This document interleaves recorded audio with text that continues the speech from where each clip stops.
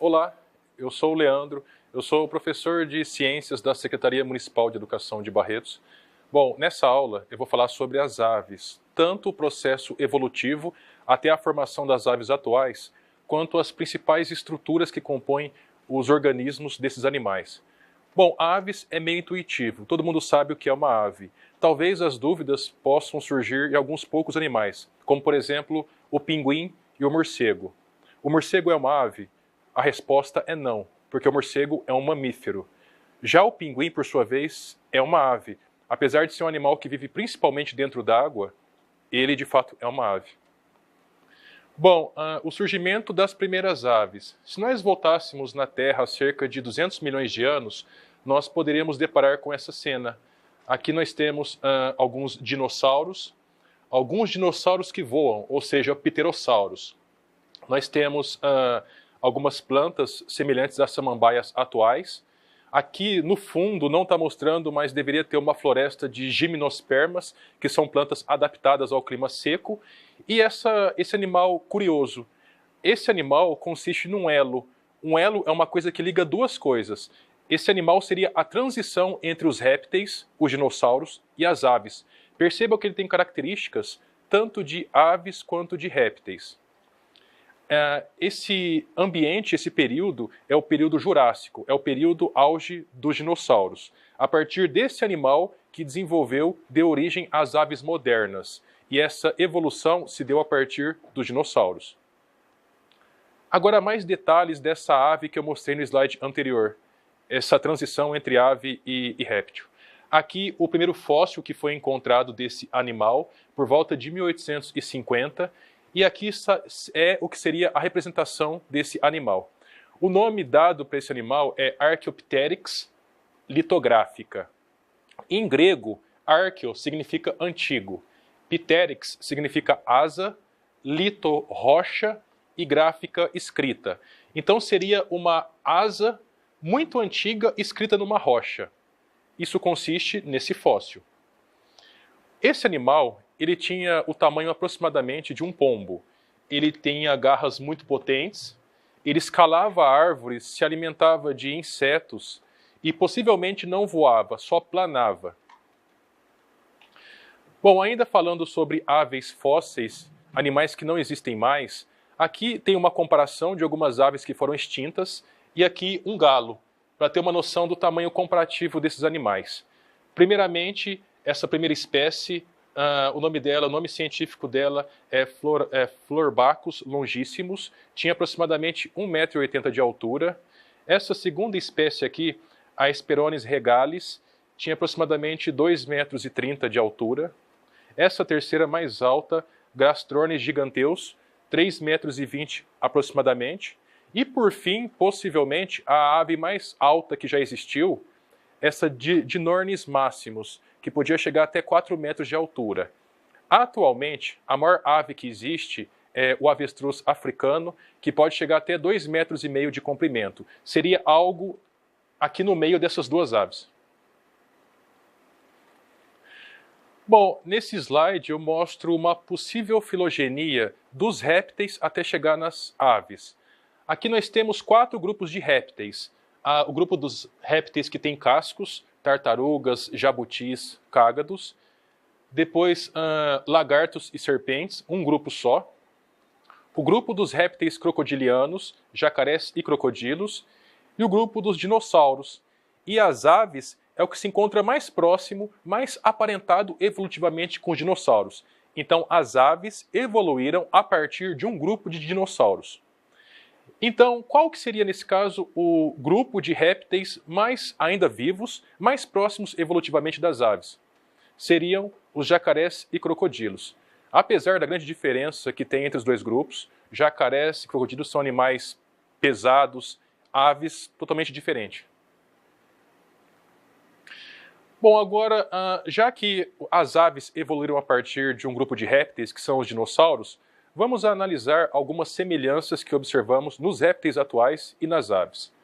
Bom, primeiramente, ambos têm a pele seca. Apesar de observarmos que a pele de um réptil é gelada, na maioria dos casos, e a pele de uma ave ela é mais quente. Ela é pele seca e córnea. Córnea significa que tem uma proteína nessa pele chamada de queratina. Essa proteína ela é impermeabilizante. Ela tem a função de impedir a perda excessiva de água para o meio ambiente. Porque a evolução dos répteis e das aves ocorreu em ambiente quente, em clima seco. Então foi necessário ter uma pele, desenvolver uma pele que impedisse a perda excessiva de água, porque se perdesse muita água poderia levar à morte desses animais por desidratação. Bico córneo significa que é um bico rico em queratina, formado a partir de células mortas. Observem o bico dessa tartaruga, é muito semelhante ao bico de uma ave. Fecundação interna e ovos com casca. Antes dos répteis e das aves, o grupo que prevalecia eram os anfíbios. Exemplo, atualmente nós temos o sapo. A fecundação dos anfíbios é fecundação externa e não interna. Isso significa que o macho, exemplo o sapo macho joga o espermatozoide na água. O sapo fêmea joga o óvulo na água e lá ocorre a fecundação, fora do corpo da fêmea. No caso de aves e répteis, o macho coloca o espermatozoide dentro da fêmea, que vai fecundar o óvulo dela e vai desenvolver um ovo com casca. E essa situação é uma situação adequada para a vida em ambiente seco, em ambiente terrestre.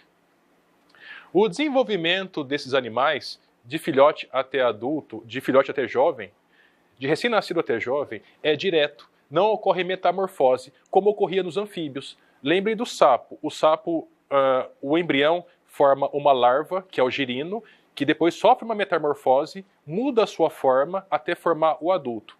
Já os répteis e as aves não.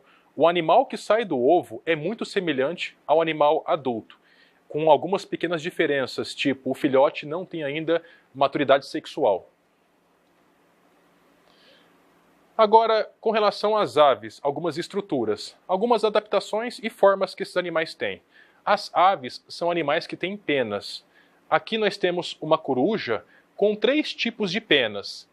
As penas remiges e as penas rectrizes. Percebam, as rectrizes na cauda e as remiges nas asas são penas mais desenvolvidas, maiores e que têm uma importância muito grande no voo desses animais.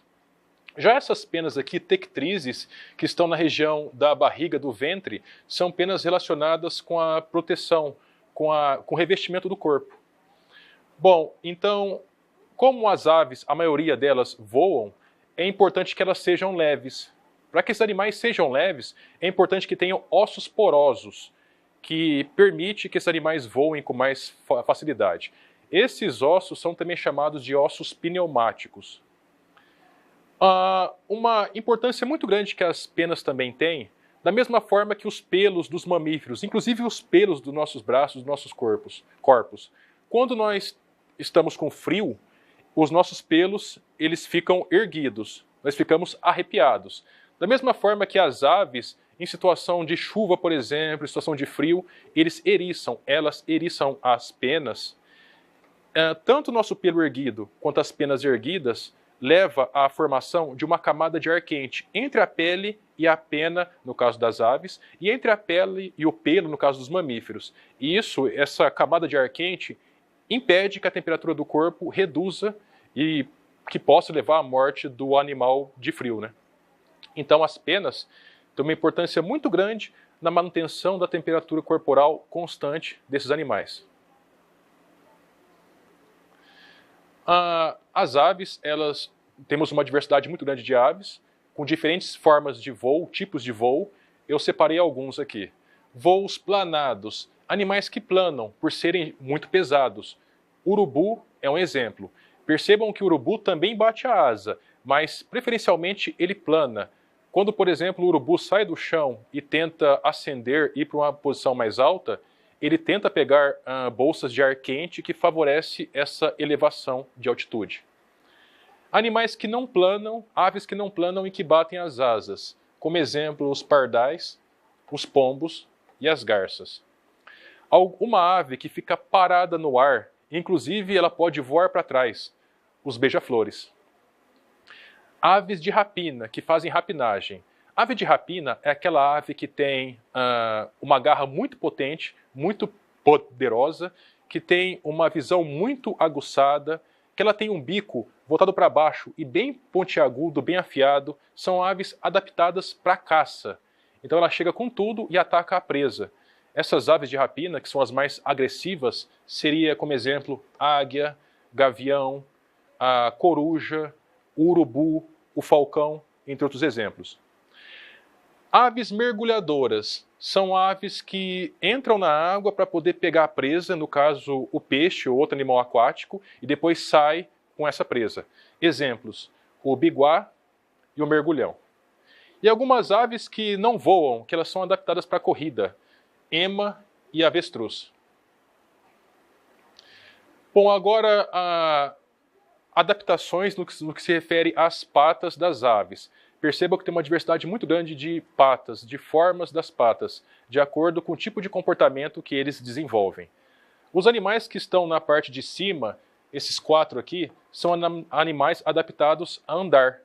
Aqui a pata de um galo, percebam o esporão do galo aqui na parte de trás, é uma pata adaptada para tanto a locomoção, andar em solo, quanto ciscar em busca de alimento.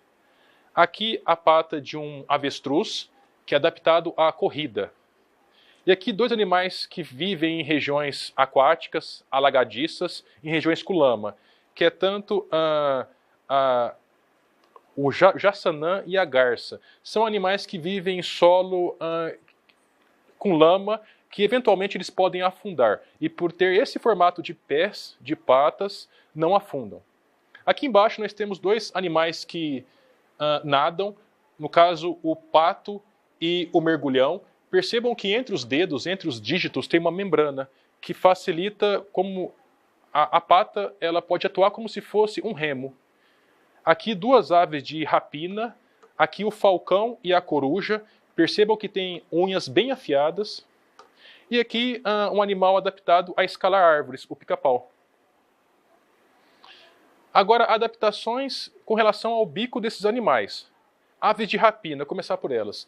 A águia americana e a coruja, que também é uma ave de rapina. Percebam que o bico é afiado e voltado para baixo.